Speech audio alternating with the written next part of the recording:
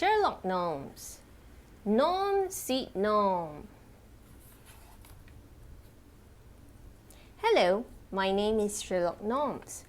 But then you probably knew that already because I am the world's first consulting detective and sworn protector of London's garden gnomes.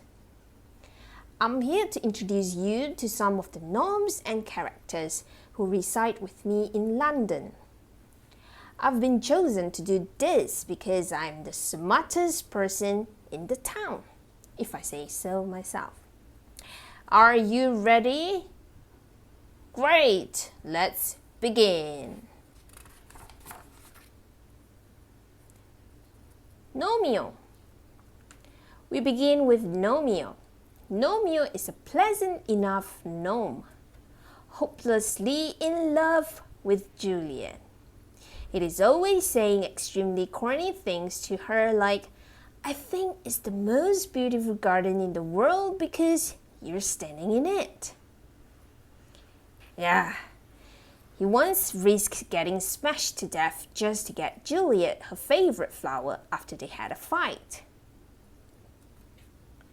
Gnomeo and Juliet wanted to help me solve my latest case, the missing gnomes in London. But Gnomeo got impatient with me when I wouldn't reveal my plan. He told Juliet the two of them should go off on their own and solve it without me. The nerve! Then he became upset with Juliet when she chose to work with me instead of teaming up with him. But that's ridiculous. Who would ever choose to work with anyone else when I was available? Gnomeo and Juliet's favorite flower, the Cupid's arrow orchid.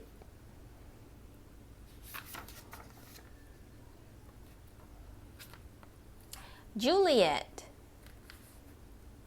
Ah, the lovely Juliet.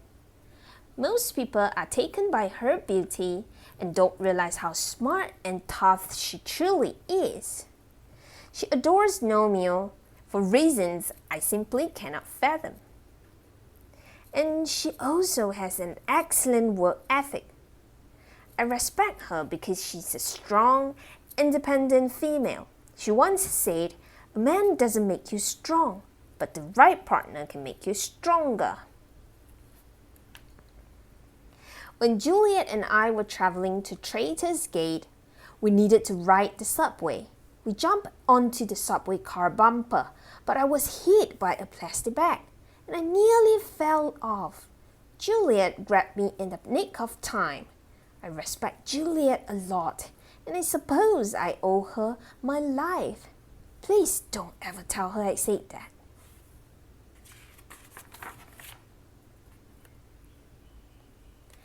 Lady Bluebury. Lady Bluebury is Gnomeo's mother. She and Lord Redbrick, whom you haven't met yet, but you will soon, patience please, are the leaders of the garden. However, they have realized it is time for them to retire. They have chosen Gnomeo and Juliet to take over for them and to be in charge. Lady Bluebury loves her son Gnomeo, and he loves her. She is the gnome he turns to whenever he's in trouble.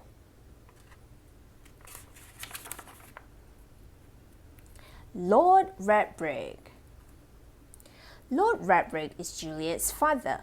He is always telling her to be careful and that she might fall and hurt herself or get chipped. Silly man. When will he realize that Miss Juliet is the strongest gnome in the garden? He considered putting off his retirement until the new garden was in shape, but Lady Bluebury talked him out of it. He gave Juliet some excellent advice. I've always put the garden first. To be a good leader, you can't get distracted. It doesn't take a detective to figure out where Juliet got her leadership skills.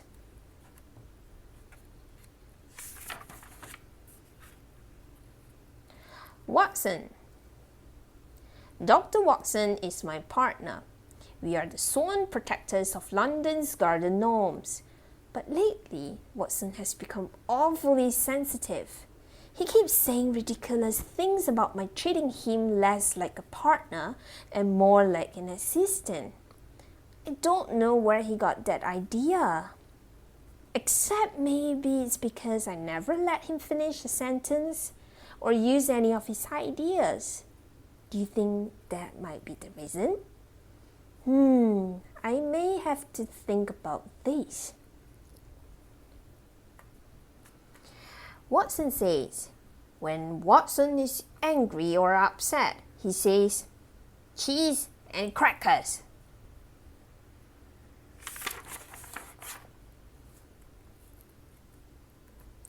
Nanette. Nanette is a garden frog and Juliet's best friend. When Gnomeo and Juliet have an argument, Nanette is the first person Gnomeo goes to for advice on how to smooth things over. Nanette doesn't understand what Juliet sees in Gnomeo, and I agree with her. Nanette is quite strong for a frog. When she and all the other garden gnomes were kidnapped, Gnomeo's pal Benny tried to save her, but Nanette ended up saving him. She just tossed him over her shoulder as if he were as light as a feather. She has no patience for romantic nonsense. I like that in a frog. Nanette says, whenever someone has a big idea that is bound to fail, Nanette calls it pulling a Gnomeo. Very perceptive.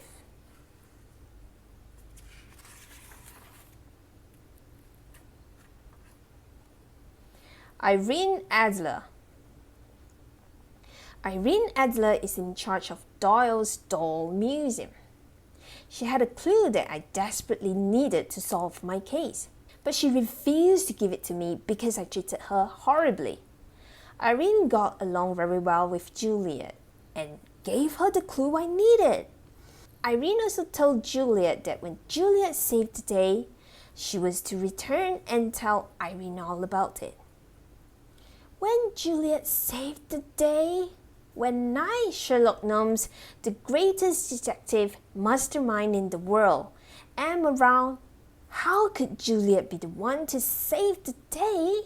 Can you imagine such a thing? Preposterous.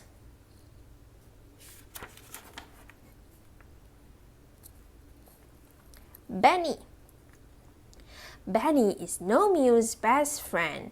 He is secretly, or maybe not so secretly, in love with Juliet's best friend, Nanette. I mean, the gnome uses a photo of himself and Nanette as a screensaver. He supports Gnomeo in every way possible. He loves computers and electronics and making up ridiculous code names. Gnomeo gave Benny the code name Tiny Dancer. I doubt he has a chance with Nanette, but we shall see. Stranger things have happened.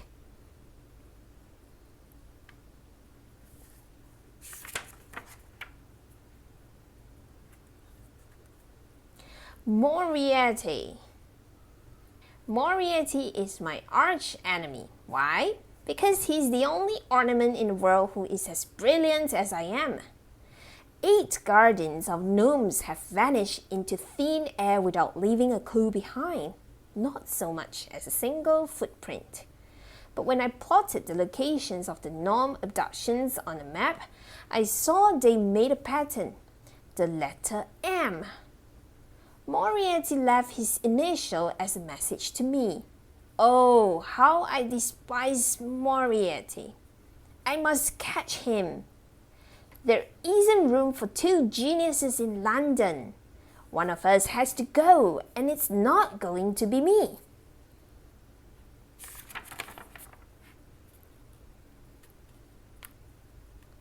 The Gargoyles. These are the Gargoyles. Hideous creatures, are they not? Usually, gargoyles are decorative objects on top of buildings. They look scary, but they all bark and no bite.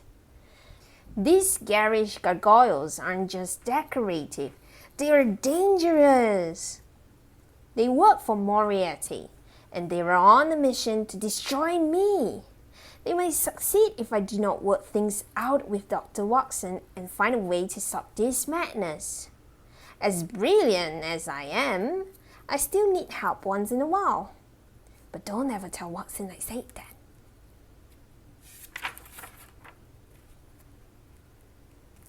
Well, now our tour has come to an end. I hope you have enjoyed learning about all the gnomes in my town. But of course you did. There's no one who gives more interesting tours than me.